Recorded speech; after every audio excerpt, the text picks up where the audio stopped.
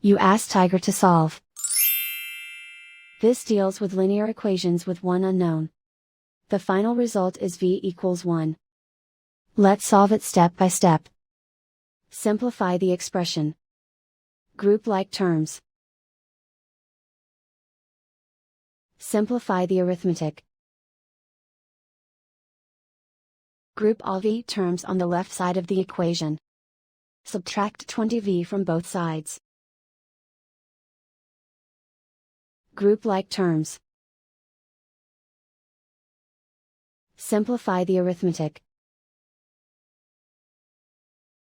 Group like terms. Simplify the arithmetic. Group all constants on the right side of the equation. Subtract 1 from both sides.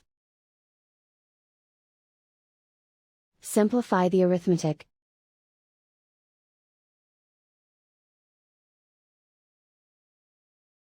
Isolate the v. Divide both sides by 2. Simplify the fraction.